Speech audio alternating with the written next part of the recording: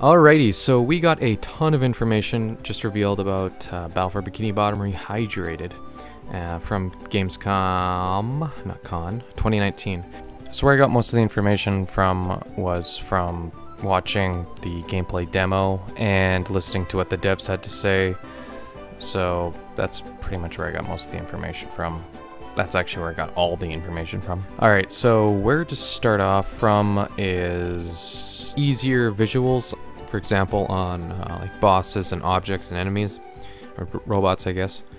And a good example of this was what they showed was the example of the king jellyfish. He had a giant electricity shield around him, and now it's much more easier to see like when the shield is discharging from his body essentially and going down and doing an AoE attack. So it's much easier to see where to hit him, and just visuals in general that are going to be a lot more easier to see.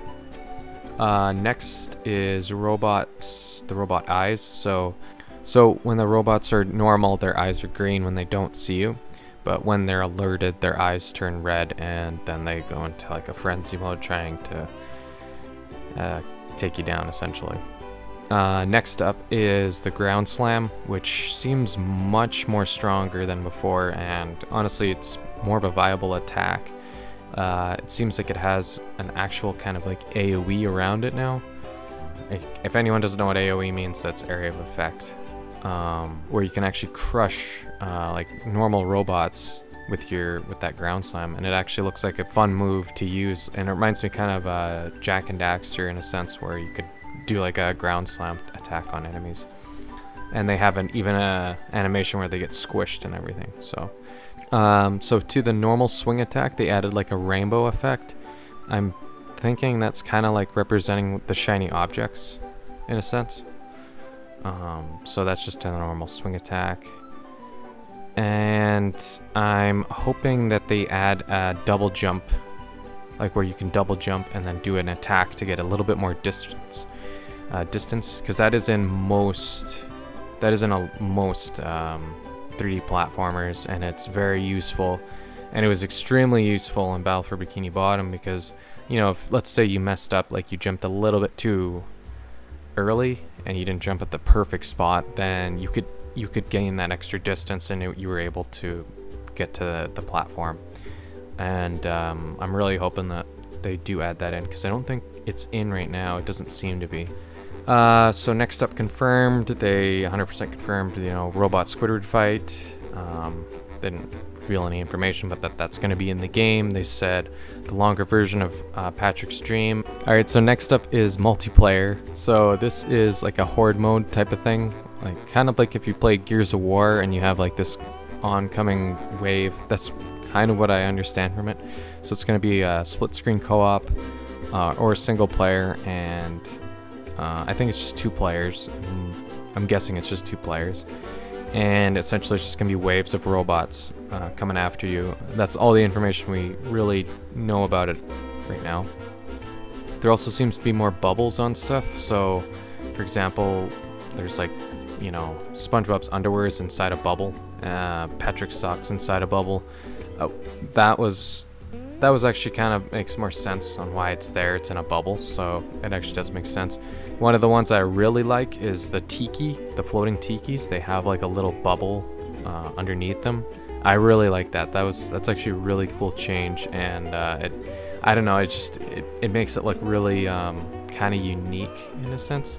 That's one of the changes that it's minor, but it's just like, it's really cool to me. I don't know, I really like it.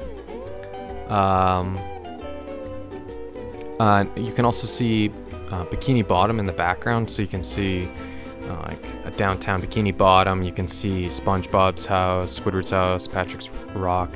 You can see Sand Mountain. There's so much you can see in the distance, and like how they added, you know, all the distance. It's really, really nice.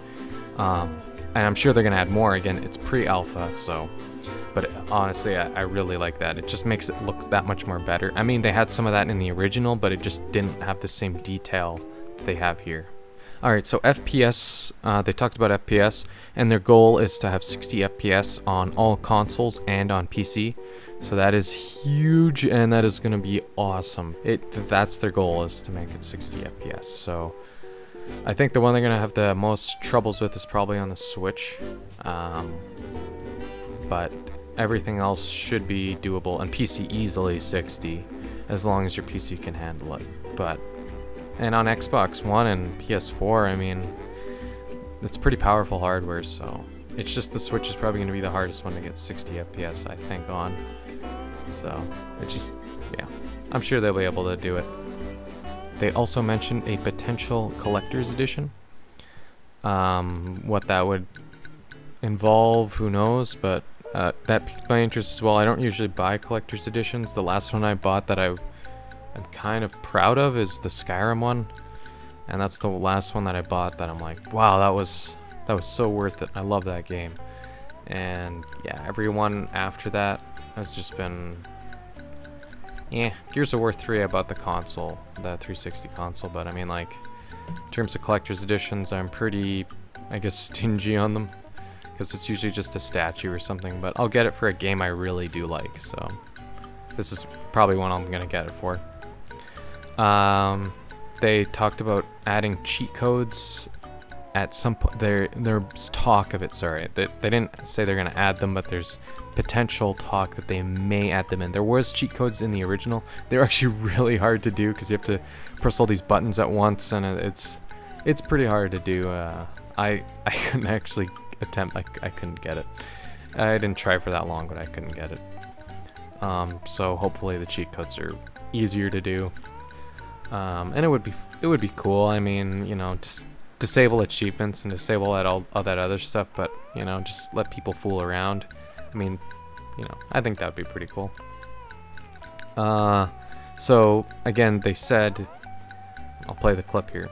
This is pre-alpha. Yeah, okay, so this is also gonna be like... This is pre-alpha. Yeah, sure, yeah, sure. It's gonna go through a lot of revisions through the course of the process. Like even the little... Yeah, so as you could hear, the guy, that was the CEO of Purple Light Studios, and he said, this is pre-alpha. So, you know, it's meant, like, obviously there's lots of stuff to fix, you know, in terms of lighting, colors, animations. There's gonna be glitches, you know. This is not even in alpha right now. This is pre-alpha, so they don't even, they just got probably this working like in the last couple of weeks, like just for this, trying to perfect this level in order to showcase it for their event for Gamescom. Honestly, it's very impressive for what they have right now. I have faith in these guys. Like, these people, the way they were talking, like the CEO, man, he just seems so, there's just something about him, you know. He just feels very trustworthy. It's just one of those things, you know. For example, when a game's in beta, like that when Anthem was in beta and people were talking about, you know, oh, they have a lot of changes to make. When you play a game and it's in beta and it's going to be released in 2 weeks, they can only change, there's only glitches they can really fix in that amount of time, because gameplay overhauls and stuff like that, it's not going to happen. Like, it's in beta, like, and with 2 weeks or a month left, there's no way they can fix all that stuff. It's just not possible. You're going to be breaking things in other parts of the games. It's just not gonna happen. But in this, it's pre-alpha, so I mean, like, literally, I think they just got, you know, Jellyfish Fields, like that one section working, and then the King Jellyfish, and they just made this quick demo in order to show you what they're planning on it looking like, and honestly, it's looking freaking amazing. So I don't want to harp too much on this, but for anyone that has doubts, I think I have a lot of faith in this game, and it honestly looks really good to me. At first, I was kind of, you know, like, ugh, I mean, when I saw the first gameplay clip, because, you know, everything looked super, but then when I saw this interview with the devs, I was just, yeah, this was awesome. So I'm 100% on board. 100%. So my second last thing here is the release date, and they said it is set for sometime in 2020. Again, that could be any time. My estimated guess is probably summer to fall, maybe looking around close to Christmas. Who knows? Depends on how much time they need. But I'm thinking it's gonna be around summer or fall, just because you don't want to do it too late in the fall, or too early in the fall because you got so many games to compete with. So if you do it in summer, there's not too much to compete with. And spring might be too, it's too close, I think. So, but they said sometime in 2020 for sure. That's what the CEO said. So you can expect it next year for sure.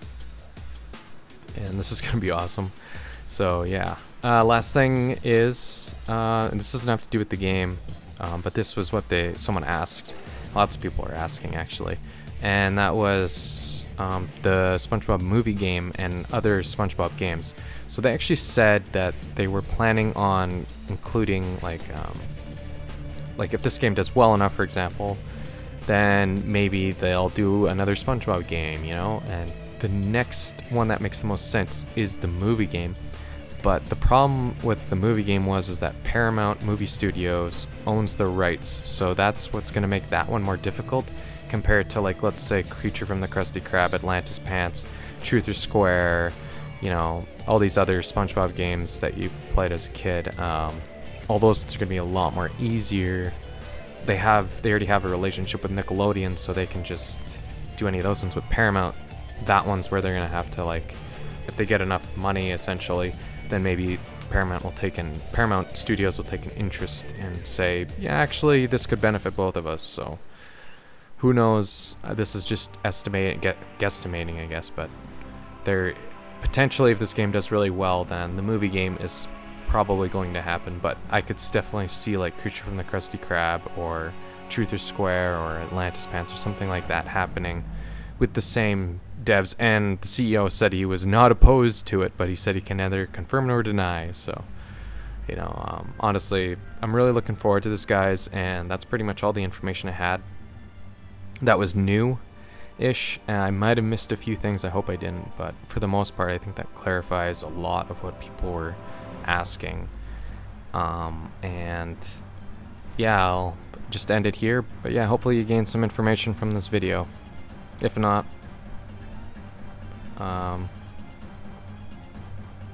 that's too bad. It's pretty much just a summary of what happened. And the last thing I want to say, that's not about SpongeBob, it's about the Time Splitters. And to anyone that's a Time Splitters fan out there, sorry, to anyone that's a Time Splitters fan out there, there's definitely something to do with Time Splitters in the waters that they announced, so that's going to be awesome. But yeah, that's all the information I have. And yep, see you guys later.